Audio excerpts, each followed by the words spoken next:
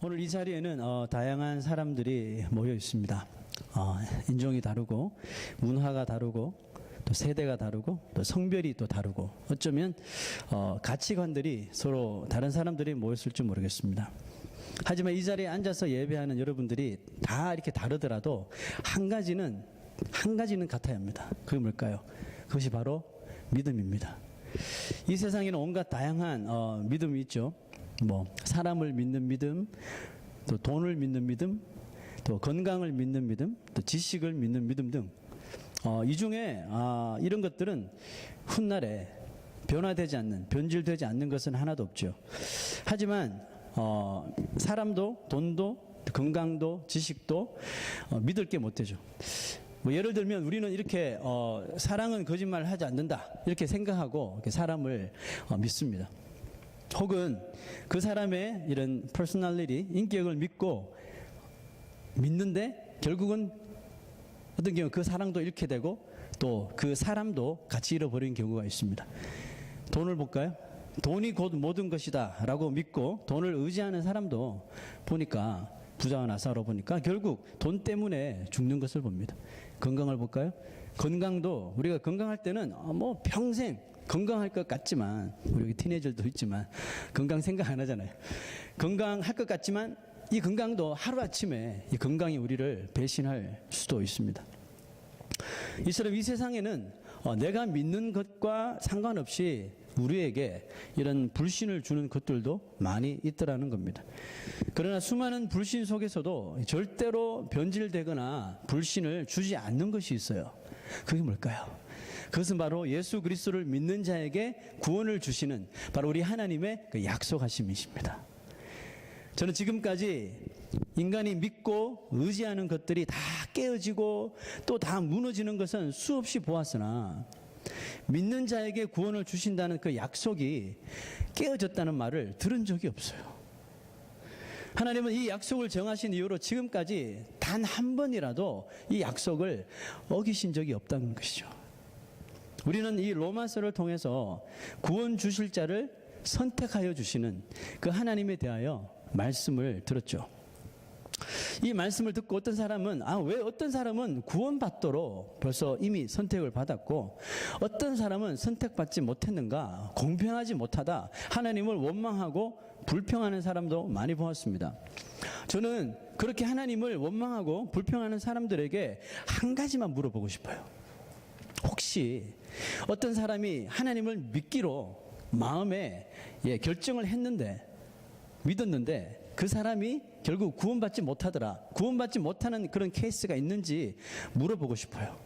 만약 여러분 그런 케이스가 한 가지라고 있다면 저한테 말하십시오. 만약 그런 사람이 있다면 저도 같이 그 하나님을 원망할 자신이 있습니다. 우리는 어떤 사람이 하나님의 선택을 받았는지 전혀 알 수는 없지만 한 가지 분명한 사실은 하나님을 온전히 믿은 사람 중에 구원받지 못한 사람은 없더라는 것이죠. 어제도 그랬고요, 오늘도 그랬고 또 내일도 그러할 것입니다. 그러므로 혹시 우리 가운데 나는 예수를 믿기 시작했는데 마음에 의심이 생기거나 혹은 나는 선택받지 못했는데도 내가 이제 믿겠다고 시간 낭비하는 것 아닌가 이렇게 생각하는 사람이 있다면 오늘 분명하게 마음을 바꾸셔야 해요. 자, 오늘 13절 한번 읽어볼까요? 누구든지 주의 이름을 부르는 자는 구원을 받으리라 했죠. 명백하게 주님께서 말씀하셨어요. Everyone who calls on the name of the Lord will be saved. 하나님께서 구원을 주시는 방법은 that's it. 그러니까 하나밖에 없어요. 우리의 마음이 열리고 우리의 입이 열리면 천국 문이 열리는 것입니다. 아멘입니까? 자, 9절에서 10절 한번 다 같이 또 읽어볼까요? 9절에서 10절. 네가 만일 내 입으로 예수를 주로 시인하며 또 하나님께서 그를 죽은 자 가운데서 살리신 것을 내 마음에 믿으면 구원을 받으리라. 사람이 마음으로 믿어 의에 이르고 입으로 시인하여 구원에 이르느니라. 여러분, 이렇게까지 하나님께서 말씀해 주셨는데 구원받지 못한 사람이 있다면 말씀하셔야 돼요. 제가 말씀 들고 하나님 앞에 따질 자신이 있습니다. 혹시 여러분 이 가운데 구원에 대하여 의심을 가지고 있는 사람이 있다면 분명한 거예요. 뭐냐하면 마음으로 온전히 믿지 못하고 있는데 그냥 시키니까 마음 없이 그냥 입만 따라한 것이죠. 혹은 마음은 움직여질 것 같은데 입술로 고백하기가 쑥스러운 거예요. 이 둘 중에 하나예요. 여러분 사랑하는 마음이 누구한테 생겼는데 그 사람에게 찾아가서 사랑한다고 고백을 못한다면 그것은 온전한 사랑은 아니죠. 그냥 짝사랑이죠. 내가 입으로 고백하고 상대가 그 고백을 받아들일 때 그제서야 바로 그 사랑이 시작이 되는 것이죠. 그러므로 마음에 확신이 없는데 입으로만 믿는다고 말하는 것이나 마음은 믿는 것 같은데 아직은 때가 아닌 것 같다고 아니라고 고백을 하지 못하는 이유는 한 가지예요. 그 이유가 뭘까요? 바울은 오늘 말씀에서 명확하게 설명합니다. 자, 17절을 한번 읽어볼게요. 17절 읽습니다. 시작. 믿음은 들음에서 나며 들음은 그리스도의 말씀으로 말미암았느니라. 자, 이 말씀을 가지고 위의 상황을 한번 설명을 해볼게요. 예수를 믿고 싶은데 마음에 확신이 없는 이유는 결국은 그 하나님의 말씀을 알지 못했었죠. 그 말씀을 알지 못하고 깨닫지도 못해서 생기는 현상이라고요. 기적을 보지 못했어도 아니고 능력을 받지 못했어도 아니고 은혜를 받지 못했어도 아니에요. 하나님의 말씀을 읽지 못해서 알지 못해서 깨닫지 못해서 생기는 현상이라고요. 여러분 우리에게 구원을 믿는 믿음은 오직 하나님의 말씀을 통해서만 임하는 것입니다. 이것은 하나님께서 정해주신 법이에요. 그러므로 여러분 이 땅에서 이 하나님의 변화되지 않는 이 법을 허물 수 있는 사람은 과거에도 없었고 지금도 없었고 이후로도 없을 거예요. 단 한 사람도 없습니다. 하나님은 이렇게까지 구원을 믿는 믿음을 가지는 길을 헷갈리지 않도록, 그죠? 헷갈리지 않도록 이 성경에다가 하나님께서 일일이 다 자세하게 기록해 주셨단 말이죠. 누구라도 하나님 나라에 관심을 가지고 이 하나님 말씀을 읽게 되면 그 길을, 그 믿음의 길, 구원의 길을 다 발견할 수 있도록 해 주셨다는 것이죠. 여러분 이게 얼마나 감사한 일인지 모르겠어요. 만약에 하나님이 이 믿음을 가지는 방법을 뭐 다른 종교에서 하듯이 인간의 어떤 이런 자기를 톨처하는 인간의 어떤 고된 이런 고난 수행을 통하여 하나님께서 얻게 하셔 주셨다면, 여러분 지금 우리는 그 믿음을 얻기 위하여 지금 이 자리에 앉아 있을 수가 없어요. 예? 몸으로 바닥을 기든지 뭐 산꼭대기에 올라가든지 스스로 이렇게 자기 자신을 톨처하면서 믿음을 얻으려고 그 힘들고 고달픈 삶을 살아가야 하는 것이죠. 여러분 믿음은 말씀을 통하여 말미암는다. 이 말씀은 성경에 아주 일관된 그런 가르침이에요. 여기에 흔들린 적이 없어요. 그것도 외에 다른 것을 하나님께서 주신 적이 없거든요. 그러므로 어떤 사람이 이런저런 이유로 이 복음을 얻지 못하는 것은 바로 복음이 담겨진 그 말씀을 어떻게 해요? 스스로 refuse하는 거죠. 스스로 받지 않겠다고 거부하기 때문에 그렇습니다. 18절을 한번 볼까요? 읽어봅시다. 시작. 그러나 내가 말하노니 그들이 듣지 아니하였느냐? 그렇지 아니하니 그 소리가 온 땅에 퍼졌고 그 말씀이 땅 끝까지 이르렀도다. 여러분 유대인들이 예수를 믿지 않는 것, 예수를 안 믿잖아요. 유대인들이 예수를 믿지 않는 것은 복음을 알지 못해서가 아니라 그들이 복음을 들었지만 듣고도 믿기 싫었던 거죠. 믿지 않은 것이죠. 이렇게 여러분 복음이 하나님의 말씀이 우리에게 귀에 들려졌음에도 불구하고 이것을 믿지 않는 사람들이 여러분 이 세상에는 얼마나 많은지 모릅니다. 이 자리에 있을지도 모르겠어요. 여러분 믿음을 얻기를 원한다면 한 가지 방법밖에 없어요. 그게 뭘까요? 주신 하나님의 말씀을 우리가 읽어야 되는 겁니다. 오직 하나님 말씀 안에 그 답이 있다는 것입니다. 왜냐하면 하나님의 말씀은 바로 씨앗이기 때문에 그래요. 여러분 아무리 땅이 좋고요, 해가 아주 잘 들고 물이 넘치도록 있어도 거기에 그 씨드가 심겨지지 않으면 절대로 여러분 그 땅에서는 꽃이 피지 않고 나무가 존재하지 못하는 것과 같은 거란 말이죠. 여러분 믿음의 삶은 우리의 마음에 이 말씀이라고 하는 이 복음의 씨드가 우리에게 심겨질 때 비로소 시작되는 거예요. 교회를 아무리 오래 다녀도 그 씨드가 우리 마음에 없으면 절대로 그 믿음이 자라나지 못한다니까요. 그렇다면 우리는 여러분 우리 마음에 그 중요한 씨드가 그 씨가 있는지 없는지 알아야 할 텐데 여러분 이것을 우리가 어떻게 알 수 있을까요? 자, 이렇게 한번 생각해 봅시다. 교회를 다니고 예수를 믿는데 다른 거는 다 하겠는데 이 성경은 읽기 싫은 거예요. I believe in Jesus. I don't want to read the Bible. 교회는 다니는데 성경을 한 번도 스스로 마음이 이끌려서 읽은 적이 없는 사람, 믿음이 있을 수 있을까요? 믿음이 자라날 수 있을까요? I don't think so. 자랄 수가 없어요. Without the word of God, your faith cannot grow. 믿음은 기도하면 어느 날 내 마음에 뚝 하고 이게 떨어지는 것이 아니에요, 여러분. 믿음은 우리가 말씀을 읽고 말씀을 듣고 말씀을 메디테이트하고 이 말씀을 알아야만 얻게 되기 때문에 그래요. 여러분 우리가 믿음 달라고 기도하잖아요. 큰 믿음 달라고 기도하잖아요. Big faith. 그죠? 우리가 믿음 달라고 날마다 기도하는 사람이 있어요. 자, 여러분 있다면 하나님 어떻게 그 믿음을 주시는지 아세요? 하나님은 그래 take it 하고 우리에게 던져주시는 게 아니에요. 하나님께서 우리에게 믿음 달라고 기도하는 사람이 있다면 분명히 하나님은 그 사람의 마음부터 엽니다. 그 사람의 마음을 열어서 어떻게 해요? 하나님의 말씀을 읽도록 하시는 거예요. 그것을 통해서 말씀을 읽음으로 우리에게 믿음을 넣어주시는 거예요. 그런데도 기도는 하지만 성경을 읽지 않는다면 그것은 뭐예요? disobedience. 하나님의 뜻을, 하나님의 마음을 ignore 하는 거죠. 그죠? 하나님의 뜻을 무시하고 불순종하는 삶이 되는 것입니다. 거기에 믿음이 자랄 수 있을까요?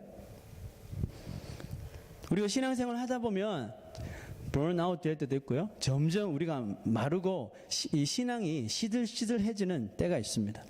저도 그런 때가 있었는데요. 그럴 때 보면 똑같은 현상이 있어요. 그 사람의 상태가 마찬가지예요. 말씀을 먹지 못해서 그런 현상이 일어나요. 여러분 우리 크리스찬들이 기독교인들이 말씀을 먹지 못하면 어떻게 될까요?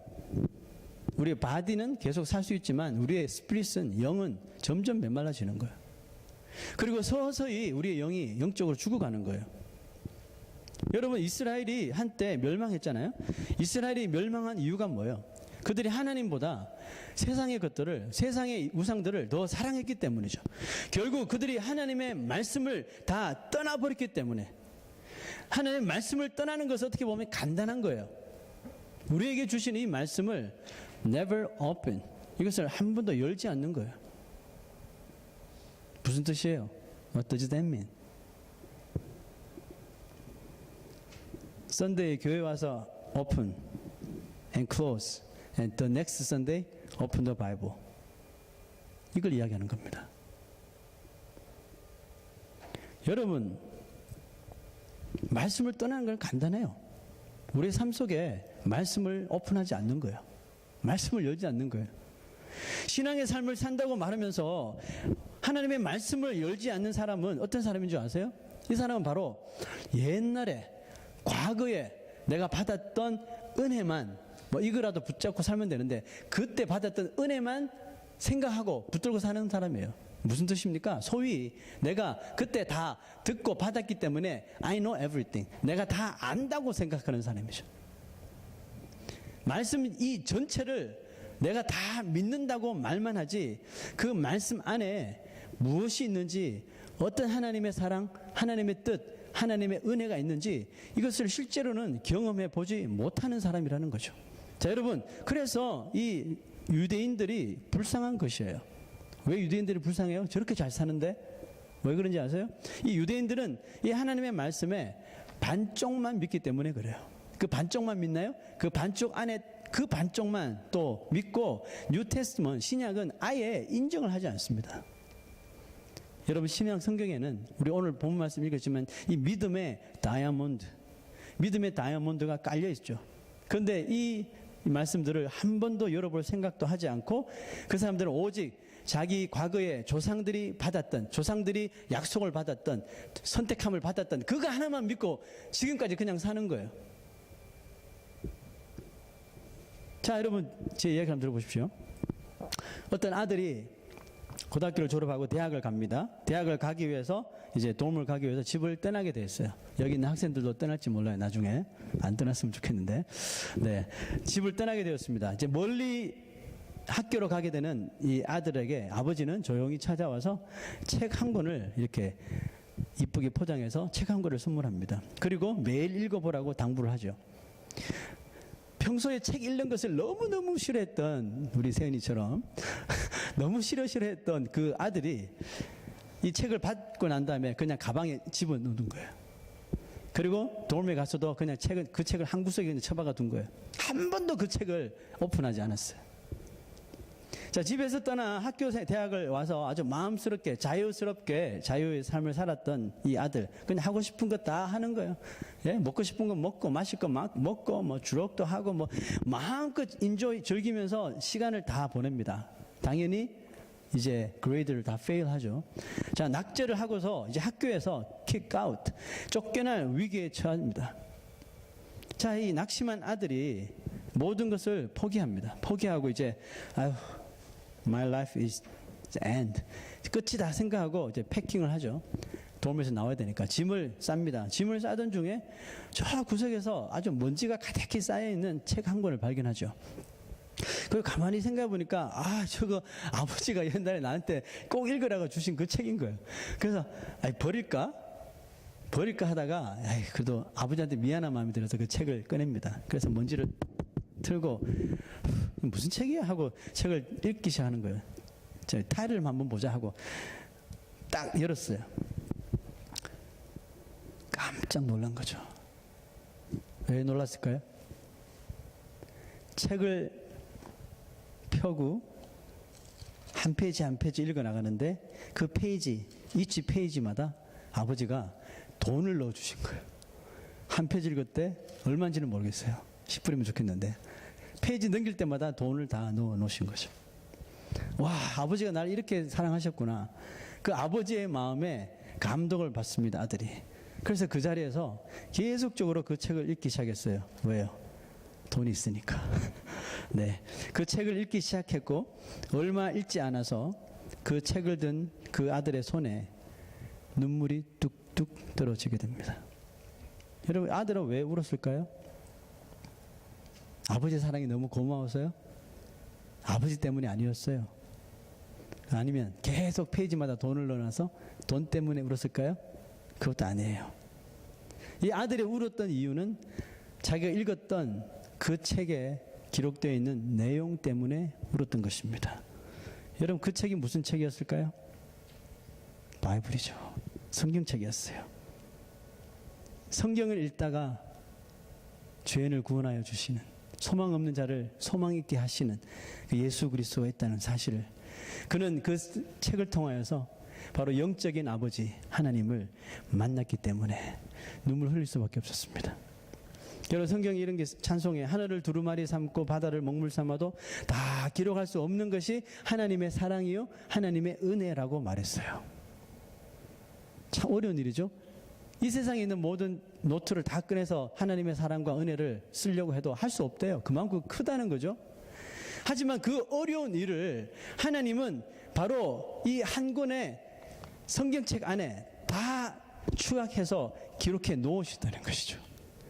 그런데 하나님의 말씀을 읽어보지 않고 믿음이 생긴다고요? 하나님의 말씀을 오픈하지도 않고도 하나님의 사랑을 안다고요? 천만의 말씀이죠.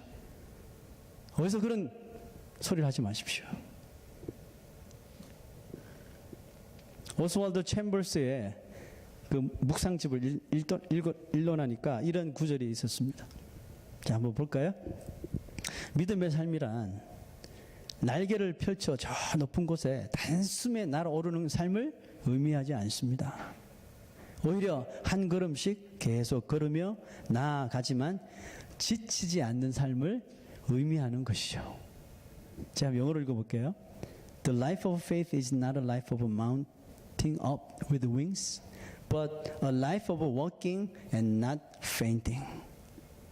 이해하셨습니까? 여러분, 만약 그 사도행전에 나오는 초대교회 시절 예수님의 사도들이나 또 많은 그 성도들이 그들이 입술로 하나님의 말씀을 전하지 않았다면 그들은 결코 그때 받았던 그런 핍박을 받지 않았을 수도 있어요. 무슨 뜻이에요?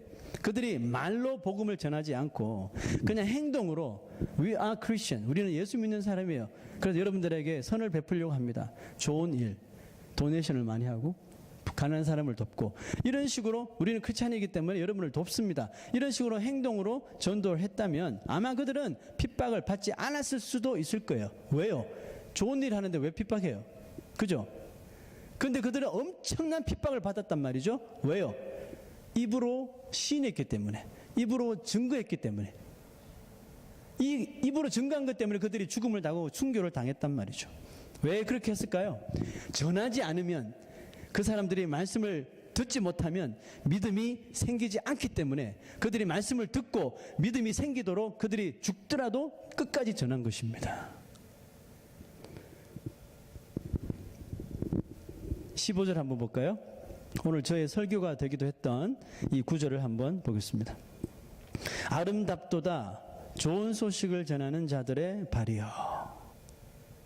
저는 이 구절이 너무 좋았어요. I love this word so much. How beautiful are the feet of those who bring the good news. 여러분, 이 세상에 많은 발들이 있지만 가장 아름다운 발은, 하나님께서 가장 귀하게 여기시는 그 발은 어떤 발이에요? good news, 이 복음을 전하기 위해서 원수들에게, 사람들에게 찾아가서 이 복음을 전하는 그 발을 하나님께서 가장 아름답게 여기신다는 사실입니다. 사랑하는 여러분, 이제 우리에게, 이전부터 있었지만 우리에게 소망이 있죠. 그 소망은 뭡니까? 하나님께서 사랑하시는 이 좋은 소식을 전하는 자들의 발걸음이 우리가 되어서 이 세상에 모든 사람들에게 복음을 전할 수 있는 그 소망을 가지고 조금씩 정말 나아갈 수 있는 귀한 주의 백성 되시기를 주의 이름으로 축원합니다.